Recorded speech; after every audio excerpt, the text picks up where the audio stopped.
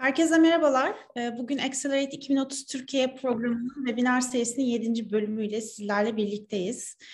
Bu bölümde sosyal girişimleri sürdürülebilir kılmak için iletişim ve pazarlama tekniklerini konuşacağız. Bu önemli konuyu konuşmak için İmece Lab yöneticisi Zeynep Çelik bizlerle olacak. Hoş geldin Zeynep. Hoş buldum, merhabalar. Sohbetimize başlamadan önce serimizin diğer bölümlerini Türkiye Girişimcilik Vakfı YouTube kanalından seyredebileceğinizi de hatırlatmak isterim. Deyip Zeynep'le sohbetimize başlamak istiyorum. Sosyal girişimlerin iletişim ve pazarlamasını, genel girişimlerin iletişim ve pazarlamasından ayıran farklar nedir? Ya burada ilk olarak bence böyle hem kavramlarda netleşmek hem de yani benim daha sonraki hitap ettiğim şeylerde tam olarak aynı şeyden bahsetmek için böyle çok hızlı bir geleneksel girişimcilikle sosyal / etki girişimciliği arasındaki belki bir farka bakmak gerekiyor. Çünkü aslında kökenindeki farklar tüm işte reklam ve iletişim tarafındaki bütün doğaları değiştiriyor. Şöyle aslında geleneksel girişimcilik zaten buradaki kitle gayet hakimdir ama geleneksel girişimcilik daha çok bildiğiniz gibi kar maksimizasyonuna odaklanıyor. Sosyal bir misyonu yok. Değişimi, yeniliği tabii ki tetiklemeye çalışıyor. Buradan yeni iş modelleri çıkarmaya çalışıyor. Sadece sosyal ve çevresel etkiyi ön plana almayan girişimler. Etki girişimciliğine baktığımız zaman aslında ilk hedefi dünyada sosyal ve çevresel anlamda olumlu bir değişiklik yaratmak. Kar elde tabii ki de etmek zorunda. Çünkü sürdürülebilir bir girişimden bahsediyoruz. Aksi durumda bir dernek ya da sivil toplum örgütünden bahsederdik. Kar elde etmek zorunda ama bu karı elde ederken değerlerinden ödün vermiyor. Yani bu değerlerini konumlandırdığı yer insan, çevre, doğa, hayvan artık hani ne taraftan bakarsanız bakın buralarda negatif bir etkiye düşmemek için aslında gayret gösteriyor.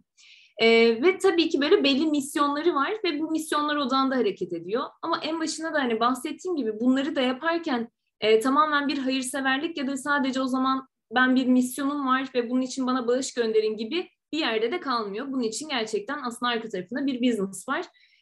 İki tarafın aslında en büyük farkı geleneksel girişimcilik parayı bir amaç olarak konumlarken etki girişimcileri aslında parayı bir araç olarak konumlandırıyor. İlk olarak böyle bununla başlayıp hani ben bundan sonraki etki girişimciliği dediğimde aslında bu ikisi arasındaki farkla devam etmeyi planlıyorum. Burada hatta böyle bir iki tane de etki girişimciliğine ilk etapta bir örnek verebilirim. Daha sonrasında bu örnekleri daha da açacağım zaten. Farklı farklı sosyal girişimcilik ya da etki girişimciliği örnekleri var aslında. Mesela benim sosyal inovasyonla ilk karşılaşmam, yani sosyal bir girişimle ilk defa karşılaşmam Almanya'daki bir girişimde olmuştu. Discovery Hands diye bir girişim. Burada aslında kökeni şöyle, Almanya'daki kadınlar işte en fazla yakalandıkları kanser çeşidi meme kanseri. Ve burada hani neden, yani aslında en zararsız olan kanser çeşitlerinden en kolay saptanabilen bunun nedenini biraz araştırmaya başlıyorlar ve kadınlar aslında pek çok işte bir rahatsızlık duyduğu zaman ya da bir kontrole çok rahat işte akciğerlerini kontrol ettirirken aslında böyle göğüsleri konusunda biraz daha tutucu oluyorlar. Eminim bu Türkiye'de de zaten çok benzer çıkardı bir araştırma yapılsa. Burada da bunu fark edip aslında oradaki böyle bir hastanenin başlattığı bir girişim bu. Görme engelli kadınları bir simülasyon üzerinden meme kanserini saptayabilmeleri için bir yöntem sunuyor aslında. Ve sonra da böyle mahalledeki tüm kadınlara siz hani peki görme engelli kadınlara gelip orada kontrol olur muydunuz diye soruluyor. Ve aslında görme engelli kadınlar istihdama geri kazandırılırken aslında bir taraftan da meme kanseri potansiyeli olan insanlar da aslında bu kontrolden geçmiş oluyorlar. Aslında böyle her yerin tamamen böyle win-win-win olduğu bir durum karşımıza çıkıyor. Yani bunun gibi çok daha misyon odağıyla da çıkmış olabilir. Direkt bir mesele üzerinden de bir çıkmış olabilir bir girişim. Ya da işte TOMS gibi buradaki hani işte 1+1 tarafını biliyorsunuzdur TOMS'un yapmış olduğu hem iyi bir pazarlama yöntemi hem de aslında çok ciddi bir toplumsal fayda elde ettikleri kısım. Buradan bir ayakkabı almanız işte dezavantajlı bölgelerdeki bir tane çocuğa gitmesine göre böyle bir kendilerince bir erişilebilir bir eşitlik sundukları mesela farklı bir girişim örneği. Ya da işte Otsimo, belki hani Zafer'i herkes Türkiye'den bayağı tanıyordur. Zafer de kardeşinden aslında çıkan otistik bir kardeşi var. Hani onun üzerinden Bütün eğitimler inanılmaz pahalı olduğu için erişilebilir bir eğitim sunmak amacıyla böyle arkadaşlarıyla birlikte bir oyun app'i yazıyor ve bunun üzerinden hem şu an para kazanıyor hem de aslında otistik çocukların ailelerine oradaki gelir eşitsizliğinden doğacak olan bir erişilebilirlik sorunu olmaması adına bir çalışma yürütüyor.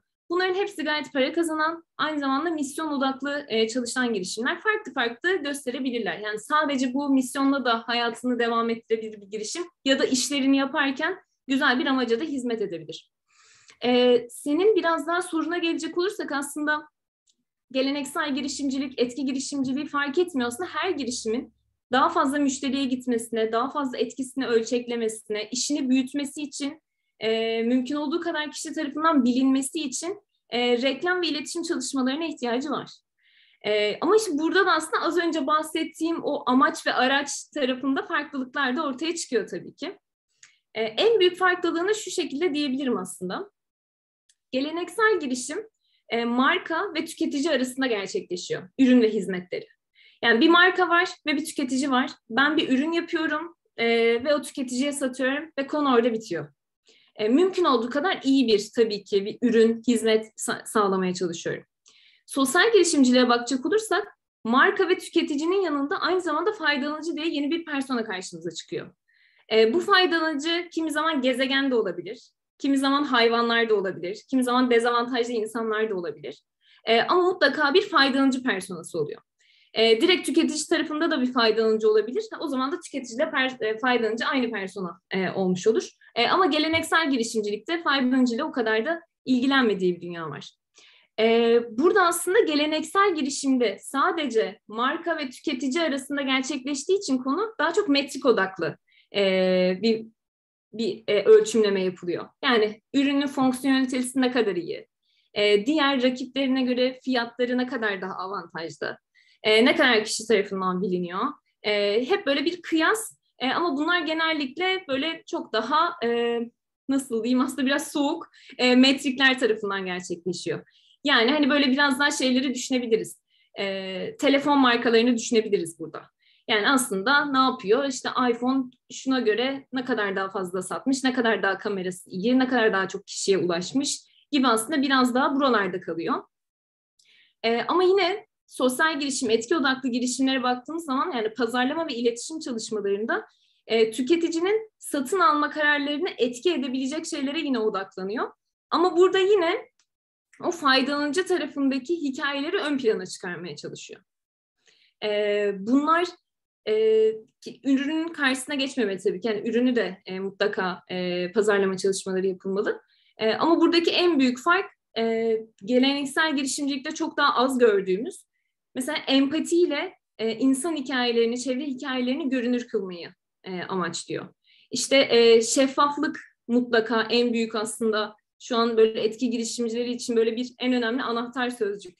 Mümkün olduğu kadar şeffaf, açık bir iletişim kurmaya çalışıyor. Ben nerede ne üretiyorum, kim tarafından üretiyorum, benim işte çalıştığım atölyede kimler var, bu atölyedeki insanlar gerçekten sigortalı mı, iyi şartlarda çalışıyorlar mı? Ya da işte ben bir tekstil ürünü alıyorum, bunun pamuğunu nereden alıyorum, ne kadar uzaktan alıyorum?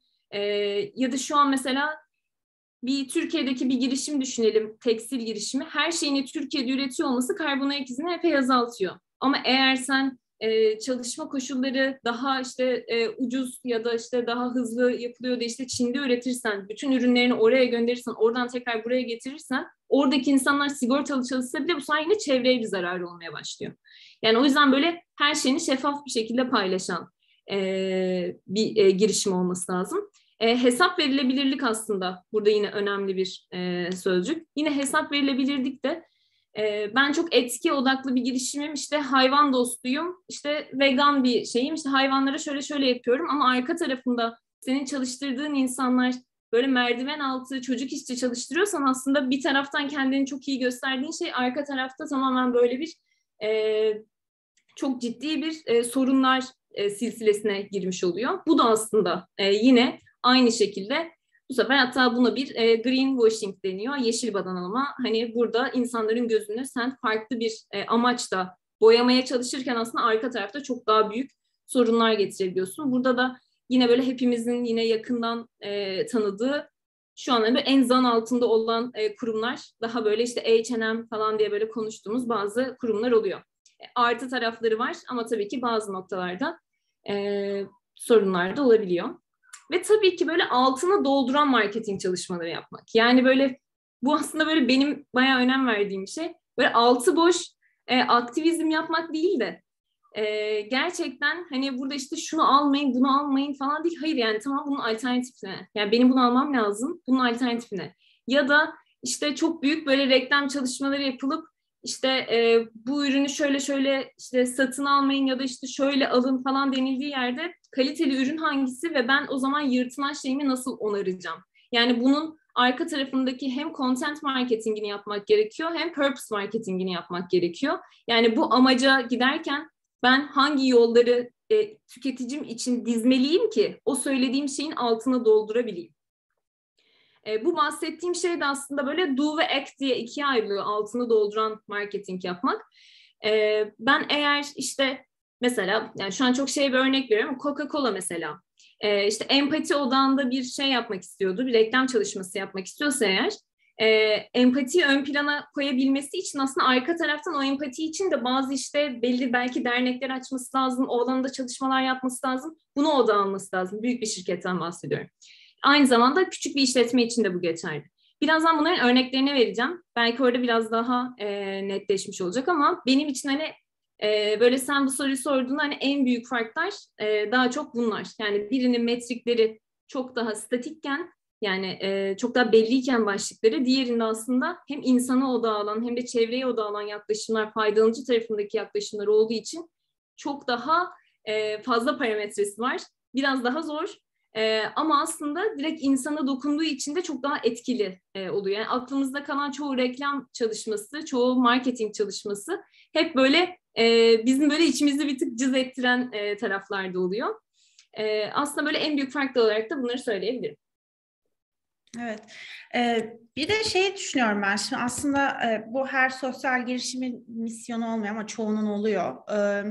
Bir farkındalık yaratmak ve bir davranış değişikliğine yol açmak gibi bir amaçları oluyor. Belki senin söylediğin bu purpose marketingin içine giriyor. Yani bunu yapmak için iletişim ve pazarlama teknikleri ne olabilir? Hı hı. İşte aslında burada bu az önce bahsettiğim o empati, şeffaflık, hesap verilebilirlik ve altını doldurmak, aslında bunlar yapıldığı zaman insanlarda bazı davranış değişiklikleri de kendiliğinden gelmeye başlıyor. Şimdi ben share screen yetkisi verebilirseniz bana çok kısa bir video izleteceğim. Mesela böyle insanları nasıl bağışa teşvik ettiklerine dair. Çok güzel olur. Şu anda yapabiliyor olman lazım. Bugün Zoom beni sevmiyor. Görüyorum ekranı. Seçtim ama yapamadım. Bir saniye. Daha deneyeyim.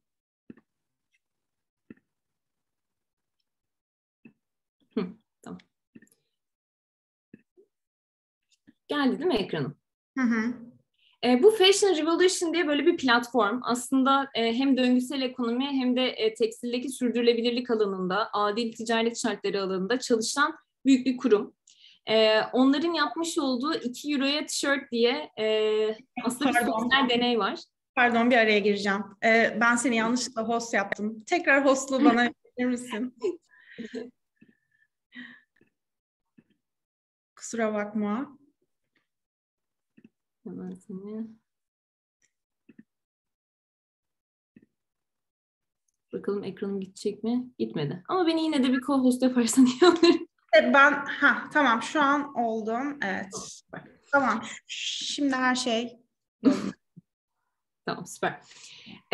Bu Fashion Revolution hem döngüsel ekonomi hem sürdürülebilir tekstil hem de adil ticaret şartları alanında çalışan büyük bir kurum. Onların aslında 2 euroya tişört diye yaptığı bir sosyal deney var. Hem onu izletmek istiyorum. Hem de aslında tam az önce bahsettiğin şekilde o davranış değişikliğine insanları nasıl getirebiliriz? Aslında böyle gerçekten hikayelerle, birey hikayeleriyle getirebiliriz. Bunun alanında da güzel bir örnek olduğunu düşünüyorum. Sorusu üstüne denk gelmiş oldu. Şöyle açayım. Ses gelmezse lütfen bana söyleyin.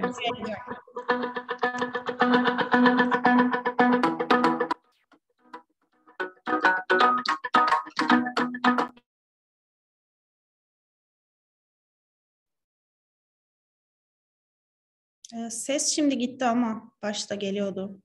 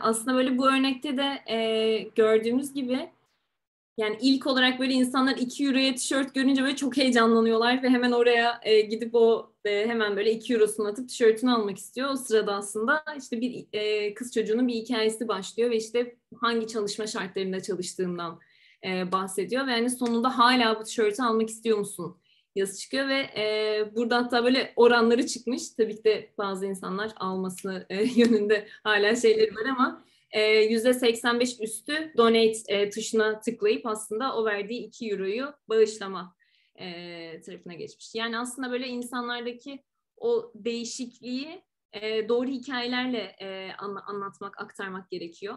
Hatta böyle fair trade'in işte bu adil ticaretin başlatmış olduğu reklam kampanyası da işte senin ürünlerini ben yapıyorum diye böyle bir tane pankartla aslında iyi şartlarda çalışan insanları görünür kılmak üzerineydi. Yani insan hikayeleri bir sosyal girişimin mutlaka üzerinde durması gereken, bu alanda bir çalışma yapması gereken, faydalanıcısının nasıl bir fayda sağladığına dair belki bir video, belki bir belgesel ya da böyle bir karikatür bile olabilir.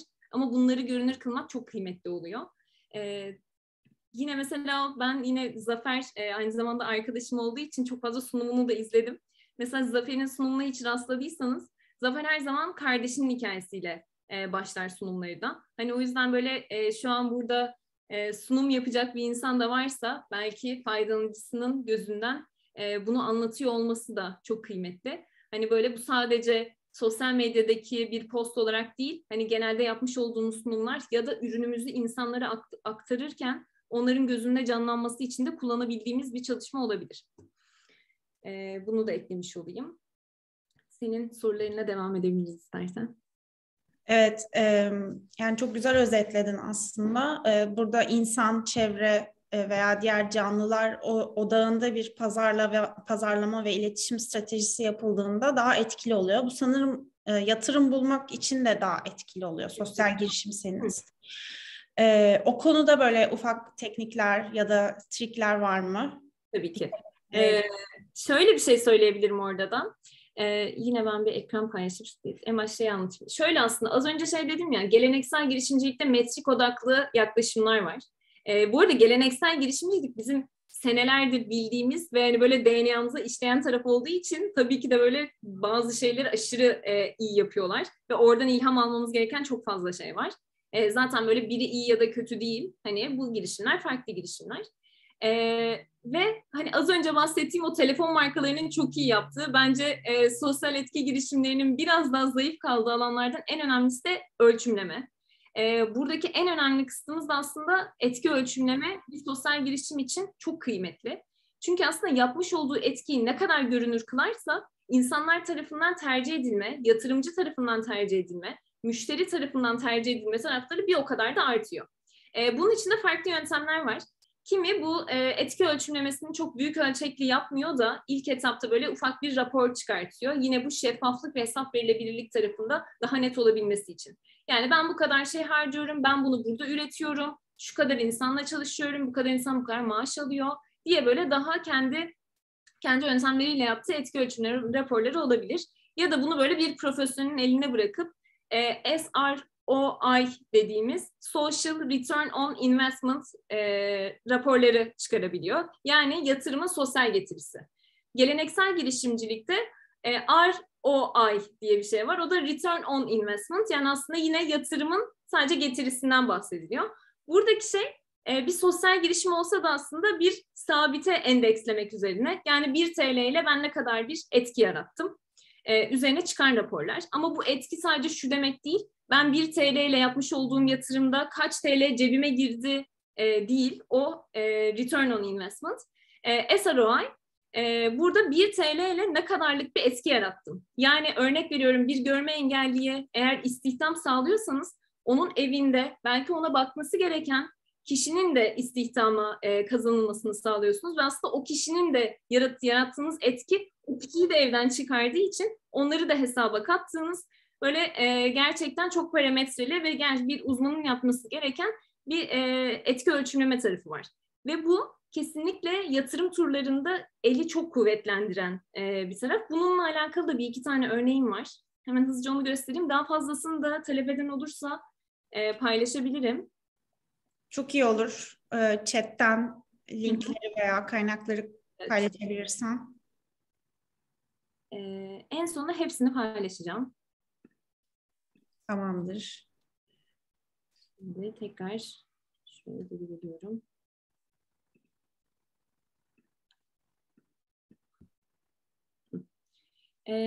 Mesela Reflex Studio. Reflex Studio aslında böyle kendi 2020'de bir Impact Report'unu yayınlamıştı. Genellikle raporlar yıl bittikten sonraki ilk çeyrekte yayınlanıyor. Yani 2021 raporu da tahmin ediyorum ki 2022'nin Mart ayında falan yayınlanır. Aralarda bazıları çok güncel de tutabiliyor tabii ki ama genellikle böyle bir tık daha büyük şirketler yılda bir yayınlıyorlar. Onlar 5P diye bir Impact tarafı yapmışlar kendilerince.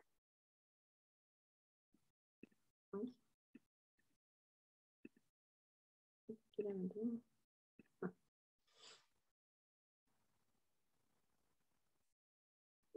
Giremedim. Geldi son. Şöyle 5P'leri aslında product yani ürün, gezegen, insan, partnerlikleri ve aslında süreçlerini tanımlayan böyle bir rapor yayınlamışlar burada. Buraya girerseniz böyle içerisinde hangi şeyi denemişler, hangisinde fail etmişler, hangisinde ne kadarlık bir yüzdeyle ilerlemişler, bunların hepsini görebilirsiniz. İşte Planet'ı tıkladığınızda doğaya, çevreye olan sonuçta bir tekstil markasının mutlaka zararları oluyor. Hani orada neler yapılmış bunları görebilirsiniz. İşte People tarafı da aynı şekilde. 2019 rakamlarıyla da kıyaslayabilirsiniz. Mesela bu daha belli ki hani biraz daha şirket içinde yapılmış bir rapor. Ama mesela Kızlar Sahada bu da aynı zamanda imece girişimlerinden biri. Belki duymuşsunuzdur. Böyle Beşiktaş'ta, Barcelona ile falan da güzel işbirlikleri oldu. Kadın ve kız çocuklarının takım olma ve o spor yapma, böyle futbol gibi aslında eril bir sporun daha kadınlar tarafındaki yansımalarıyla böyle güzel işler yapan şahane bir girişim. Onların da mesela raporu az önce bahsettiğim Social Return on Investment raporları var. Aynı zamanda bu da böyle Londra'daki bunun böyle bir karar merceği tarafından da onaylanmış bir rapor. O yüzden şimdi size atacağım. Mesela 1 TL'lik yatırım için 12.45 değerinde bir değişim sağlanmış hani günün sonunda. Ama bu nedir? Bu analiz nasıl yapılır? Buradaki etkiler, hani bunun tüm raporuna ulaşmak için buradaki bağlantıdan inceleyebilirsiniz. Çok iyi bir rapor. Dediğim gibi zaten globalde bir şey olduğu için, verification olduğu için. Sonra bu bir tane diyalog müzesi var. Belki İstanbul'da yaşayanlarınız bu Zincirlikuyu'nun oradaki Gayrettepe'deki metronun altında görmüşlerdir. Burası da aslında karanlıkta diyalog. İçeri girdiğinizde zifiri bir karanlık var ve size bir eşlik eden bir kişi var. Onunla birlikte yönünüzü bulmaya çalışıyorsunuz. Çok güzel bir deneyim. Sessizlikte diyalog da var aynı şekilde. Mutlaka bence şu an sanırım hala kapalı olabilir. Covid'den dolayı kapatmışlardı. Açıksa ya da açıldığı zaman mutlaka ziyaret etmenizi öneririm. Onların da raporunu S360 hazırlamış. Zaten S360 etki ölçümleme konusunda içeride çok uzmanın olduğu bir yer. Mesela o yüzden onların da raporları çok iyi. Hani burada kendi girişimlerinize uygun belki doneler görürsünüz, belki metotlar görürsünüz. Her iki rapor aslında birbirinden çok farklı. Bir tanesi daha işte güçlendirme üzerine çalışırken buradaki durumda görme engellilerin istihdamı üzerine biraz daha çalıştıran taraf var. O yüzden her ikisini de incelemenizi öneririm. Bununla alakalı da globalde de çok iyi örnekler var. Ben bu sefer bilerek ilk bir Türkiye'den başlamak istedim. Bu mutlaka etki ölçümleme taraflarına bakmanızı öneririm. Sadece araya şunu eklemek istiyorum. Sonradan katılanlar oluyor. Yani aslında pazarlama ve iletişim yapmak için önce etkimizi biraz ölçmemiz gerekiyor. Böyle bir neden sonuç ya da yumurta tavuk ilişkisi kurabiliriz, değil mi? Hı hı. Yani ilk olarak nedeninizi belirlemeniz lazım. Yani bu Simon Sinek'in videosundaki gibi aslında neden ile başlamak gerekiyor. Sonra bulduğunuz neden üzerine yapmış olduğunuz çalışmaların daha efektif kılınabilmesi, insanlar tarafından anlaşılabilmesi, inanılabilmesi ve tercih edilebilmesi için de ölçümleme yapmak gerekiyor. Bahsettiğim gibi bu ölçümleme sonucunda tekrar aslında girişimin tekrar bir faydasını arttırması demek ve bu faydasının tekrar ölçümlenmesi demek. O yüzden gerçekten bir zincir ilişkisi var burada. Evet, evet. O yüzden ben size zaten linklerini de atacağım ama ölçümleme bir etki girişimi için çok kıymetli bir nokta. Burada böyle global taraflara biraz baktığımız zaman az önce biraz daha bu şeyden bahsetmiştim. Daha böyle şeffaf ve hani bizimle rahat iletişim kuran şirketlerden bahsetmiştim. Mesela bunlardan bir tanesi de Tony's Chocolate. Tony's Chocolate Hollandalı bir gazetecinin kurmuş olduğu bir girişim. Çünkü böyle çikolata sektöründe inanılmaz bir ucuz işçi ve hatta böyle köle diye sınıflandırılan tarafta çalışan insanlar var.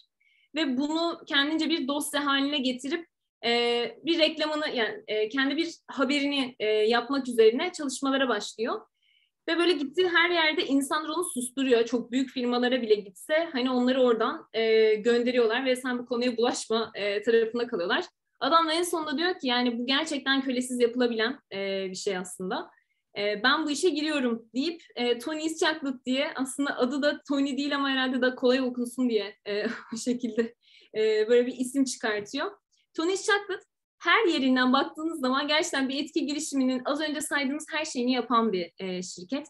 Yani içerisinde farkındalık alanında sürekli bilgiler verebilecek bir şeyle geliyor zaten. Bu böyle şu arka tarafındaki şeyi, kartı ya dışındaki paketi.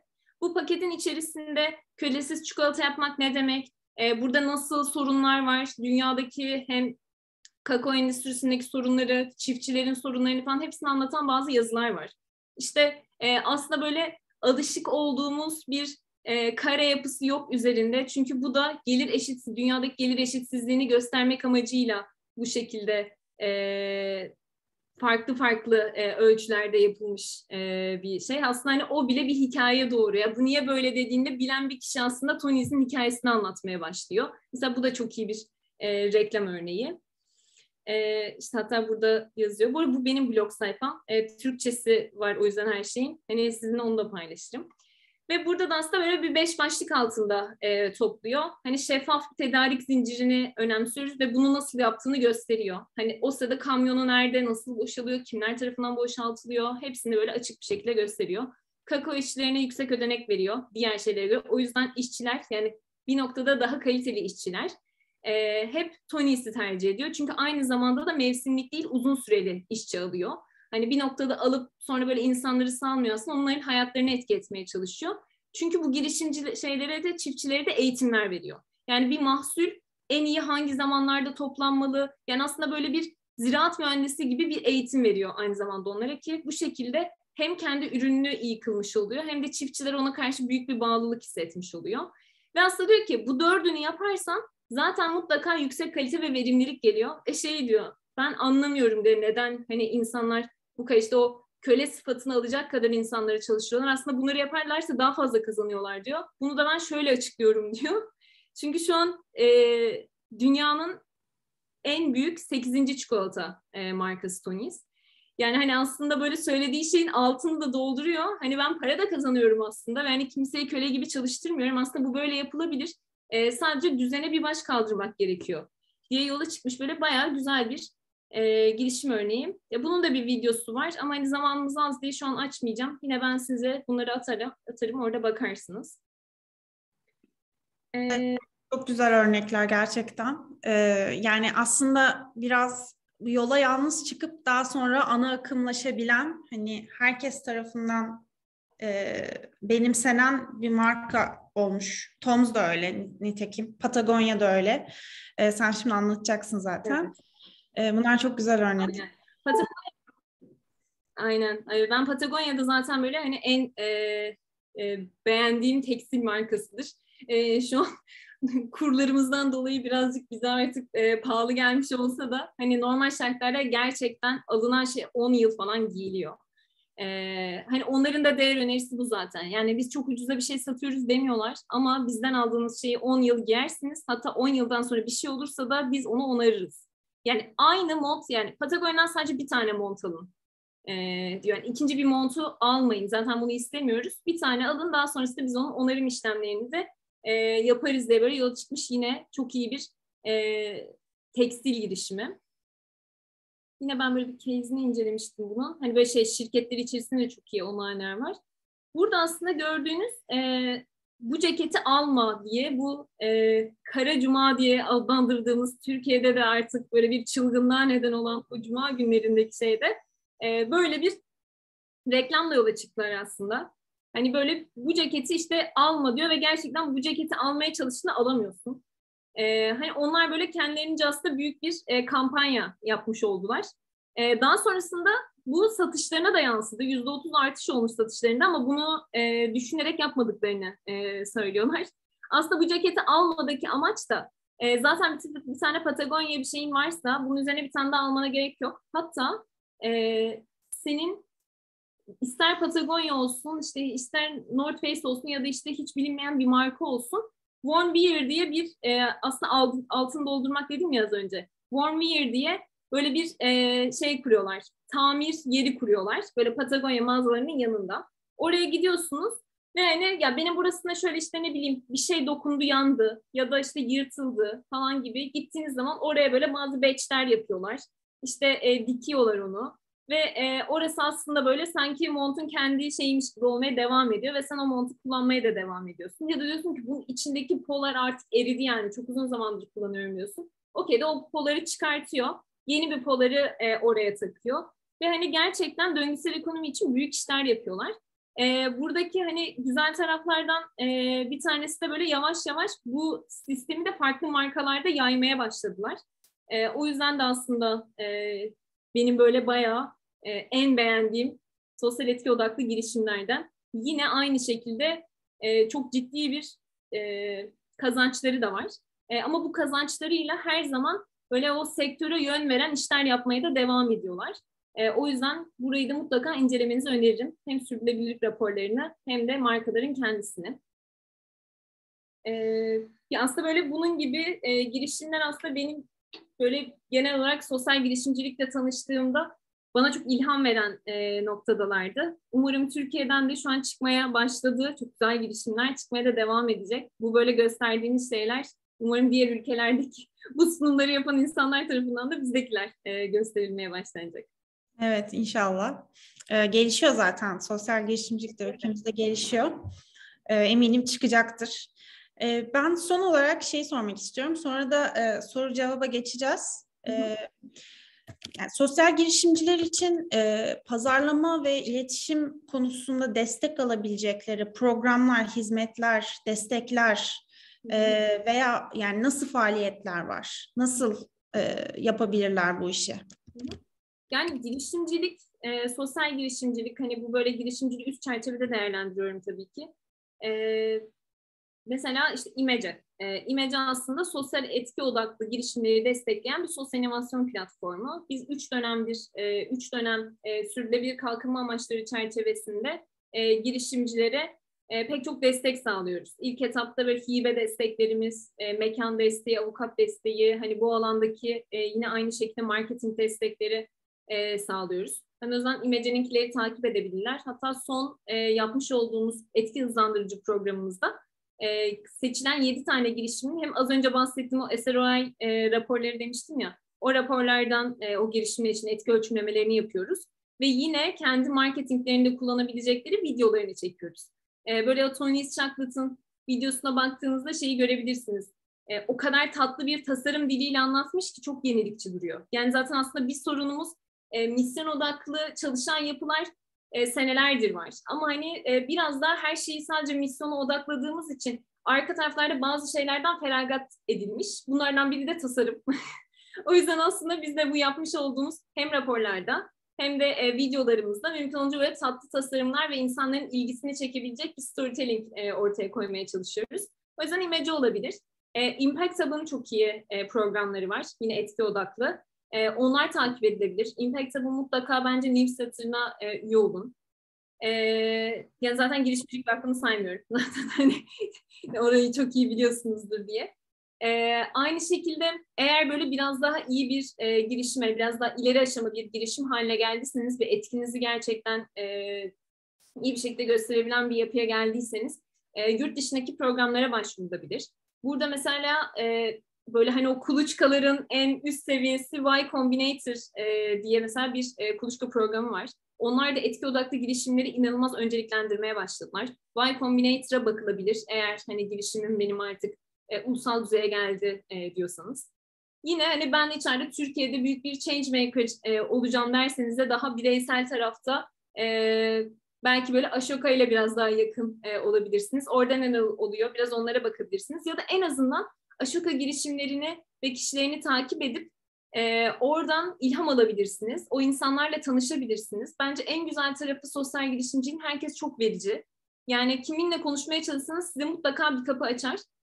O yüzden bence bunlar da çok önemli. Eğer üniversite öğrencileri varsa aramızda, işte Bahçeşehir Üniversitesi'nin çok iyi şu an kuluçkaları olmaya başladı. Boğaziçi Üniversitesi Girişimcilik Merkezi de iyi çalışmalar yapmaya başladı. İTÜ zaten senelerdir, İTÜ ve ODTÜ hani buradalar ve onlar da bu senelerde çok fazla etki girişimcilerine girmeye başladılar. Böyle hani bunları söyleyebilirim aslında. Daha bir sürü vardır eminim. Evet, evet. Aklıma geldikçe hepsini yazarım. Tamam. Özel sektör de zaman zaman Tabii destek veriyor Kale grubu aslında. var. Hı hı. Kale grubunun çok güzel ödülleri var her sene yapılan ve orada böyle güzel işler yapılıyor. Mesela geçtiğimiz yıllarda İTÜ Big Bang'te mesela bizim girişimlerimizden eCording, Blind Loop bunlar bayağı etki odaklı girişimler. Onlar da farklı özel sektörler tarafından fonlandılar, yatırım aldılar. Bunlar da önceliklendirilebilir.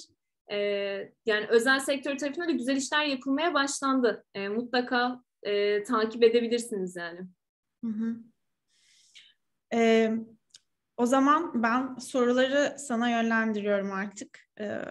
Sanırım güzel oldu. Güzel geri dönüşler alıyorum. Sen konuşurken belki göremiyorsun ama çok cesaret verici bir konuşma oldu, sunum oldu. Çok teşekkürler öncelikle.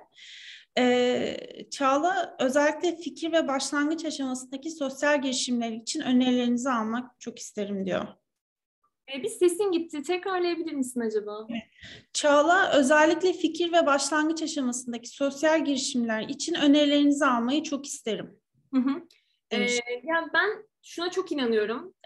Ya ben aynı zamanda design thinking eğitmeniyim. Yani aslında insan odaklı tasarım ya da tasarım odaklı düşünce diye de Türkçe'ye çevriliyor. Hı hı. Yani eğer fikir aşamasındaysan ve hani daha çok yeni başladıysan yani daha proje aşamasındaysa yaptığın şey bir böyle bir adım daha hatta 2 adım daha geriye çıkıp gerçekten bunun kime nasıl bir fayda sağladığından, nasıl bir nedeni olduğunu, nasıl bir amacı, purpose olduğuna bir bakmak iyi oluyor. Bunun da nedenini şöyle açıklayabilirim. İleri aşamalarda bu çok daha zor. Yani artık böyle bir yola girdik, hani artık neyse buradan gidiyoruz diyen ve hani sürekli böyle eklenti bir şeyler koymaya çalışıyorlar. Bu etki tarafında, amaç tarafında. Ama yeni bir girişim için her şey çok iyi. Yani hani şu an ilk günden yani day one sen kendi girişimin için bir amaç bulabiliyorsan bu böyle su alanı olabilir, dezavantajlı bireyler olabilir, acil ticaret olabilir, her neyse bu. Bence orada ilk olarak bir amacı keşfetmek ve burada yapmış olduğun iletişim çalışmalarına, marketing çalışmalarına buna odaklamak çok kıymetli. Çünkü gerçekten bu etki odaklı girişimcilerin dönemi başlıyor. Yani başlamaya başladı. Türkiye'de belki bunu çok fazla şu anlık görmüyor olabiliriz. Ama globalde Yani şu an Palo Alto'da bile herkes sosyal etki odaklı girişimleri desteklemeye başladı. Yani bunun teknolojik arka planlı olanları var, bilim arka planları olanları var, sosyal etki arka planları olanları var.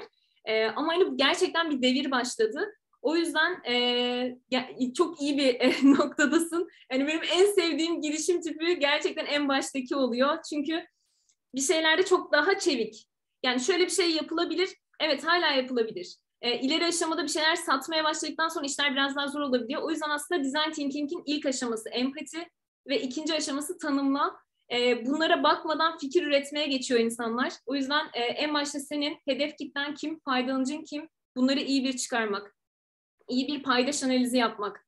Yani talep edebilirsin. Hani İmece burada ne yapabilir? Girişimcilik Vakfı burada ne yapabilir? Mentorluk mu verebilir? Sana bir destek mi verebilir?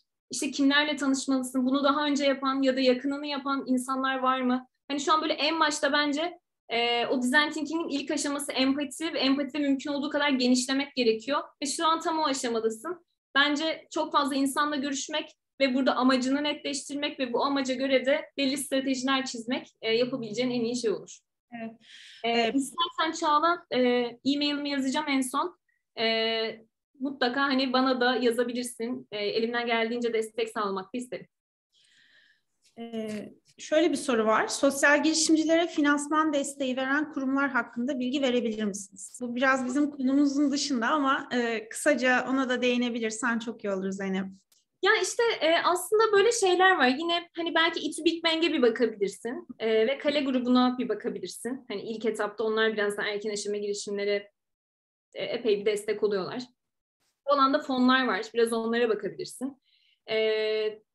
Anadolu Efes yine böyle çok erken aşama girişimlerde destekler olmaya çalışıyor. Yine Anadolu Efes'in Impact Hub'da yapmış olduğu programlar. Biraz onlara bakabilirsin. Yani böyle biraz araştırmak gerekiyor. Yani şu an açık olanları hemen böyle tak diye söyleyemem ama yani mesela çok daha erken aşamaysa biz İmece Lab komünitesi olarak hani gençlik komünitemiz var İmece'de. Mesela oraya belli bir ana partner eşliğinde programlar yapıyoruz. O programlara katılan kişilere de işte en son Akbank'ta bir süreç yaptık. İşte birinci 35 bin lira gibi bir ödül aldı. Ama tabii ki bir girişimi ayağa kaldırmak için küçük bir rakam. Ama bir projeyi başlatabilmek için hani böyle ilk o maaşı çalıştırabilmek için de fena değil. Hani o yüzden böyle hangi aşamadasın şu an tam bilmiyorum ama biraz araştırmak gerekiyor. Mümkün olduğu kadar sosyal girişim tarafını kontrol edersen, newsletter'larına girersen, Image Newsletter da bunun için güzel bir alan olabilir. Biz orada mümkün olunca hibeleri paylaşıyoruz. Hı hı. Ama yani ilk aşamada zaten yatırım alamazsın. O yüzden biraz daha hibe programlarına katılmak daha iyi olabilir senin için. Şöyle güzel bir soru geldi. Aslında kar amacı güden işletmeler de artık dünyadan sorumlu olduklarını gösteren bir iletişim tercih ediyorlar. Örneğin yakın zamanda gerçekleşen önemli bir reklam ödüllerinde farklı alanlarda sosyal etki yaratan birçok ödül kategorisi vardı ve bu tarz kampanyalarda özellikle ödüllendirildi. Burada hem kar amacı güden işletmelerde hem de iletişim reklam alanında nasıl bir değişim olabilir? Hı hı. Çok güzel. Zaten bu yüzden sizin devreniz geldi diyorum. Büyük şirketler tarafına baktığımız zaman şu an tedarik zincirlerini değiştirmeye çalışıyorlar. Çünkü aslında arka tarafta çok büyük bir tedarik var. Yine böyle bir ürünün hikayesi diye WWF Market'in paylaştığı çok iyi bir raporlama var. Bir ona bakarsanız böyle 10 aşamalı bir şey var. Yani arka tarafında. Ve bunları eski çalışma düzenleriyle devam ederlerse, ön tarafta ne kadar iyi gözükmeye çalışırlarsa çalışsınlar, arka tarafta bir şeylere patlıyor. Çünkü oralar böyle çok eski, çok hantal, çok karanlık taraflar. Burada sosyal girişimcileri konumlandırmaya çalışıyorlar. Yani o yüzden büyük şirketlerin iyi bir şirket algısını ortaya çıkarabilmek için sosyal girişimleri tedarik zincirlerinin içerisine mutlaka koymaya çalışıyorlar. Bu zaten bir büyük şirketin kendini sosyal etkiyle linkleyebilmesi için ilk aşama. Ama hani burada daha da büyüğünden bahsedeyim. Örnek veriyorum Finish. Finish mesela işte su meselesini kendine amaç olarak almış ve aslında bahsettiğim Felis ödülleri olabilir. Felis ödüllerinde de yılın markası seçildi. O yüzden de aklıma geldi. Çünkü hani arka tarafında ve suyla ilişkisi tabii ki hani bir noktada bir deterjan markası ve sonuçta bir kimyasal salıyor suya. Hani biraz da o yüzden aslında kendi odak noktasını da su olarak belirliyor. Orada mesela suyla alakalı işte bir göl kurtardılar mesela. Hani burada amaç odaklı işler yapılmaya çalışılıyor. Ben buradaki tüm büyük şirketlerin elini taşın altına koymayan büyük şirketlerin zaten yok olacağını düşünüyorum yani günün sonunda. Mutlaka ellerinden geldiğince bir şeyler yapmaya zaten çalışıyorlar, fark ediyorsunuzdur. Böyle nereye gitseniz geri dönüşüm, döngüsel ekonomi, işte suları kurtarıyoruz falan gibi şeyler var. Ve hani yani o yüzden dünya bu tarafa doğru dönüşüyor. Eminim artık tabii ki de bir telefon markası her zaman kalmaya devam edecek. Ama arka tarafı çok dark olan bir şirket de bir noktadan sonra özellikle yeni jenerasyonlar gelmeye başladıkça artık daha fazla sorgulayan bir jenerasyon gelmeye başladı. Yani sen bunu yaparken kimlerin canını yaksın diye sormaya başlayacaklar. Evet. Ve o geldiği zaman da artık böyle eğer hala kendini değiştirmediyse zaten o gün yok olmaya mahkum bir şirket olarak yoluna devam edebilir. Bir noktadan sonra da gidebilir yani bu sektörden. Evet. Şöyle ilginç bir soru geldi. Bu sefer iletişim ve medyanın arz tarafını nasıl girişimcilikle bağdaştırabilirim diye. Üniversite birinci sınıfım, bu sene yeni medya ve iletişim bölümü okuyorum. Girişimcilikle ilgili ne yapabilirim? Aslında girişimcilik üzerine çalışan medya ve iletişim profesyonellerine de burada çok iş düşüyor. Onların perspektifini anlayıp onlar için etkili hikayeler yapabilen, yaratabilen, onunla iletişim kurabilen, değil mi? O konuda nasıl bir şey yapabiliriz? Hı hı. Ya burada ben senin yerinde olsam ilk olarak şey yapardım.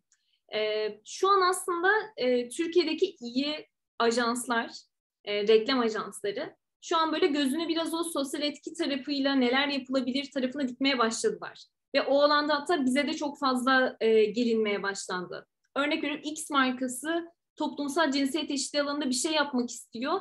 Ama açıkçası bizim işte şu anki yetkinlik setimiz hani daha böyle işte billboardlar, işte yani bu böyle paid, owned, earned diye böyle bir digital marketing stratejileri var. Bunlarla sınırlı kalıyor onlarınki. Aslında bize de biz bunları yaparız, yani çok iyi yaparız ama bunların arkasında dolduracak projelere ihtiyacımız var demeye başladılar.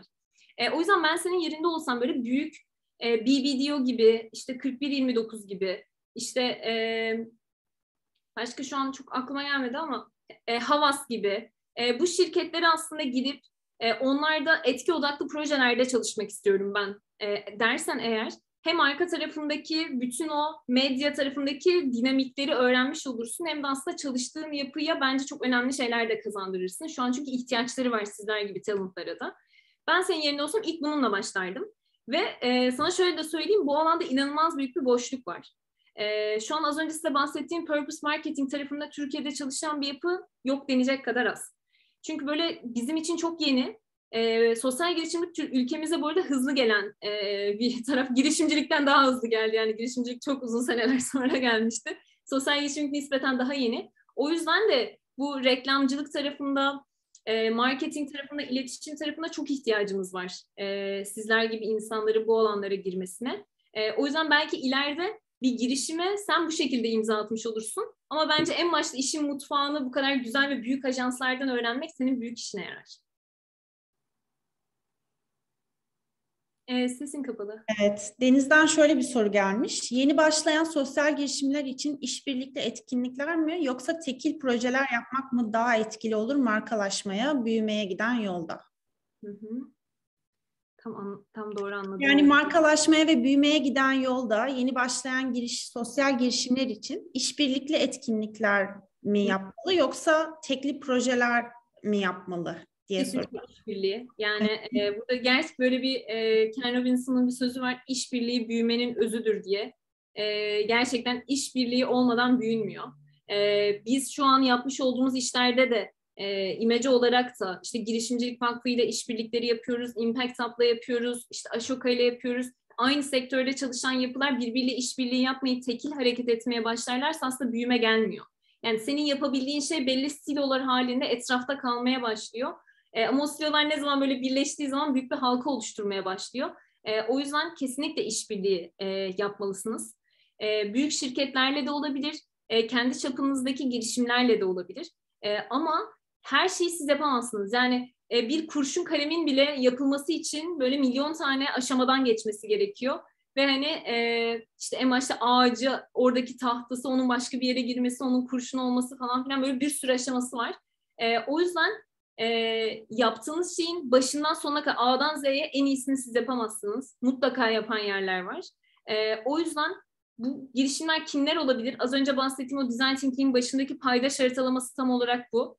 Ya örnek veriyorum. Sen belki bir eğitim tarafıyla bir iş yapıyorsundur. E-bursunla çalışmak sana inanılmaz iyi gelecektir. Yani e-bursunla çalışırsan çok hızlı bir şekilde kurumların içerisine girebileceksindir. E-bursunun da kapatamadığı bir boşluğu senin sayende kapatmasına neden olacaktır. Bu böyle birinin birini satın almasından bahsetmiyorum. İşbirliği yapmaktan bahsediyorum.